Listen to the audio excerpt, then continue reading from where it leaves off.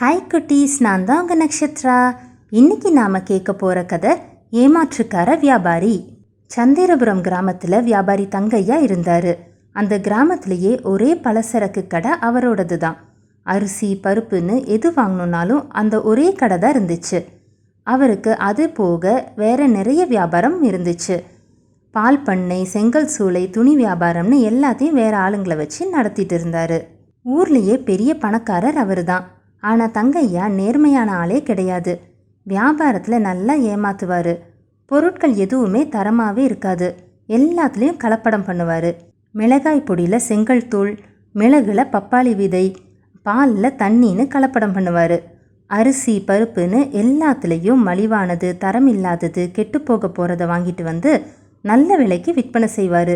10 ரூபாய் விலையுள்ள தரமே இல்லாத ஒரு பொருளுக்கு 30 ரூபாய் வைப்பார். சந்திரபுரம் ரொம்ப ஒதுக்கான கிராமம். சுற்றி காடும் வயலும் தான் இருந்துச்சு. அக்கம் பக்கத்தில் வேற ஊரே கிடையாது. அதனால் மக்கள் வேற வழியே இல்லாமல் இந்த ஏமாத்துக்கார வியாபாரி தங்கையா கிட்டேயே எல்லாத்தையும் வாங்கிட்டு இருந்தாங்க. வேற யார் கடை போட்டு வியாபாரம் பண்ணாலும் விடமாட்டார். ஆள் வச்சு அடித்து துரத்தி விட்டுருவார்.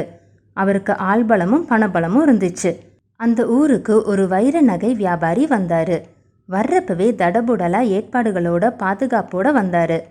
வியாபாரி வீட்டுக்கு ஆள் அனுப்பி அவரை பார்க்க வரலாமான்னு கேட்டு வர சொன்னார். வைரநகை வியாபாரின்னு சொன்னதுமே தங்கையா அவரோட வீட்டுக்கு கூப்பிட்டு விருந்து வச்சாரு. அந்த வைர வியாபாரி பார்க்கவே தோரணையாக இருந்தார். 8 குதிரை வீரர்கள் பாதுகாப்புக்காகவே இருந்தாங்க.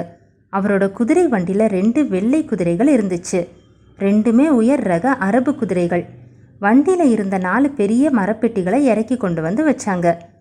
எல்லாத்துக்கும் பெரிய பூட்டு போட்டிருந்தாங்க. ஆட்களுக்கும் குதிரைகளுக்கும் தங்க இடமும் உணவும் ஏற்பாடு செஞ்சு கொடுத்தாரு தங்கையா. சாப்பிட்டு முடிச்சதுக்கப்புறம் வைர வியாபாரி தங்கையா கிட்ட, நான் பக்கத்து நாட்டு அரசருக்கு நகைகள் கொண்டு போகிறேன். 4 நாட்களாக பயணம் பண்ணிக்கிட்டு இருக்கோம். விலையுயர்ந்த நகைகள் இருக்கிறதால சத்திரத்தில் தங்குறது ஆபத்து. அதனால் 3 நாட்களும் உங்களை போல ஊர் பெரியவங்க வீட்டில் தான் தங்கினேன். நீங்கள் தான் பெரிய மனசு பண்ணி இன்னைக்கு ஒரு நாள் இங்கே உங்கள் வீட்டில் தங்கிட்டு போக அனுமதிக்கணும். பாதுகாப்புக்கு ஆள் இருக்காங்க. எனக்கும் ஆட்களுக்கும் குதிரைகளுக்கும் தங்க இடம் மட்டும் கொடுங்க, அது போதும்னு கேட்டார். தங்கையாக்கு அவரை ஊர் பெரியவர்னு சொன்னதுமே ரொம்ப பெருமையாக போச்சு. அதுக்கென்ன, நீங்கள் எவ்வளோ நாள் வேணாலும் தங்கலான்னு சொல்லி எல்லா ஏற்பாடுகளையும் செஞ்சு கொடுத்தாரு. நைட்டு விருந்தெல்லாம் முடிஞ்சதுக்கப்புறமா நகை வியாபாரி தங்கையாவை தனி அறைக்கு கூட்டிகிட்டு போய் வைர நகைகளை காமிச்சாரு. அவ்வளோ அழகான நகைகளை தங்கையா பார்த்ததே இல்லை. பளபளன்னு வைரக்கல் மின்னிச்சு. அதை கண்ணால் பார்க்க முடிஞ்சதே பெரிய லக்குன்னு நினச்சாரு. ஆசையாக நகைகளை தங்கையா பார்த்ததும், நீங்கள் ஏதாச்சும் வாங்குறீங்களான்னு கேட்டார் வைர வியாபாரி. அது வரைக்கும் வைர நகைகள் வாங்கினதே இல்லை. அதை பார்த்ததும் கொஞ்சம் ஆசை வரதா செஞ்சிச்சு. ஆனால் அதெல்லாம் ரொம்ப அதிக விலையாக இருக்குமேன்னு வேண்டான்னு சொல்லிட்டாரு. விலையை பற்றி கவலைப்படாதீங்க, இதெல்லாம் அரசர்களுக்காக செஞ்சது. அதிக வேலைப்பாடுகள் இருக்கும், அதனால அதிக விலை இருக்கும்.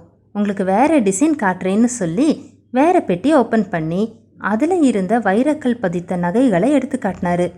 ஒரு அட்டியல், மூக்குத்தி, கம்மலை எடுத்து தங்கையா கிட்ட காமிச்சு, இதை உங்கள் மனைவிக்கு வாங்கி கொடுங்க. அவங்க மட்டும் இதை போட்டுக்கிட்டா உங்கள் மதிப்பே உயர்ந்துடும்னு சொன்னார். அதுக்கான விலையை கேட்டப்போ தங்கையாக்கு இவ்வளோ விலை கொடுக்கணுமா? நாம் வாழ்நாளில் சம்பாதிச்சதில் பாதி போயிடுமே. சீக்கிரம் பெரிய பங்களா வேற கட்டணும். இப்போ இதை வாங்கியே ஆகணுமான்னு யோசிச்சாரு. அவரை யோசிக்கிறத பார்த்த வைர வியாபாரி, உங்களுக்காக நான் விலையை இன்னும் கொஞ்சம் குறைச்சிக்கிறேன். அதுலேயும் இப்போ 70% மட்டும் கொடுங்க. மீதியை நான் திரும்பி வர்றப்போ வாங்கிக்கிறேன். நான் வியாபாரத்தெல்லாம் முடிச்சுட்டு திரும்பி வர்றதுக்கு 6 மாதமாச்சும் ஆகும். அதுக்குள்ளே தயார் பண்ணிடுங்கன்னு சொன்னார். உடனே ஓகே சொன்ன தங்கையா அவருக்காக ஒரு பெரிய மோதிரமும் சேர்த்து வாங்கினாரு. அந்த வைரக்கல் பதிச்ச பெரிய மோதிரத்தை போட்டுட்டு ஊருக்குள்ளே ஷோ காட்டிட்டு இருந்தார். 6 மாதம் ஆச்சு. வைர வியாபாரி வரலை. சரி, அவர் வர்றப்போ பார்த்துக்கலான்னு சேர்த்து வச்ச பணத்தை வச்சு பங்களா கட்ட ஆரம்பித்தார். முக்கால்வாசி கட்டட வேலை முடிஞ்சிருந்தது. அப்போது திடீர்னு மழை வர ஆரம்பிச்சிச்சு. அது மழைக்காலம் கூட இல்லை. ஆனால் தொடர்ந்து 1 வாரமாக மழை பெஞ்சிக்கிட்டே இருந்துச்சு. ஒரு நாள் இடி மின்னலோட பயங்கர காற்றும் மழையுமா இருந்துச்சு. இரவு நேரத்தில் ஒரு பயங்கர சத்தம். இடிதான் விழுந்துச்சா வேற ஏதாச்சும் விழுந்துச்சான்னு தெரியலை. காலையில் போய் பார்த்தா தங்கையா கட்டிட்டு இருந்த பங்களா தான் இடிஞ்சு விழுந்து கிடந்துச்சு. கட்டடத்தை தரமாக கட்டாதனால தான் இடிஞ்சு போச்சுன்னு தங்கையா தெரிஞ்சுக்கிட்டாரு. இவர் எப்படி வியாபாரத்தில் கலப்படம் பண்ணி ஏமாத்தினாரோ அதே மாதிரி கட்டடம் கட்டினவர் அதில் கலப்படம் பண்ணி தங்கையாவை ஏமாத்திட்டாரு. கட்டடம் கட்டினவர் அடுத்த ஊர்க்காரர். அவருக்கு நிறைய காசு முன்பணமாக கொடுத்துருந்தாரு தங்கையா. அவரை பார்க்க பக்கத்து ஊருக்கு போனால் அவர் எங்கேயோ போய் தலைமறைவாயிட்டார்னு சொன்னாங்க. ஏமாந்து போன தங்கையா வீட்டுக்கு வந்தார். அவர் பங்களா கட்டுறதுக்காக சிலர்கிட்ட கடன் வாங்கியிருந்தார். விஷயத்தை கேள்விப்பட்டதும் கடன்காரங்க வந்து காசு கேட்டு தொந்தரவு பண்ண ஆரம்பித்தாங்க. வேறு வழியே இல்லாமல் அவர் புதுசாக வாங்கின வைர நகைகளை அடமானம் வைக்க போனார். அங்கே போனால் அவருக்கு பேரதிர்ச்சி காத்துட்டு இருந்துச்சு. அந்த நகைகள் எல்லாமே போலி. அந்த வைர வியாபாரி இவரை நல்லா ஏமாத்திட்டான். உண்மையிலே அவன் வைர வியாபாரியே இல்லை. வேஷம் போட்டுட்டு வந்து ஏகப்பட்ட பணத்துக்கு போலி நகைகளை விற்றுட்டு போயிட்டான். அதனால தான் கையில் இருக்கிற காசை கொடுங்க, மிச்சத்தை அப்புறமா வாங்கிக்கிறேன்னு சொல்லிட்டு போயிருக்கான். மொத்தமாக ஏமாந்து போன தங்கையா ஊருக்குள்ளே வர்றப்போ கூட்டத்தில் இருந்த யாரோ, இவர் நம்மளை இத்தனை வருஷமாக ஏமாற்றி சம்பாதிச்சாரு, இவரையே ஏமாத்த 2 கில்லாடிகள் இருந்திருக்காங்களேன்னு சொன்னாங்க.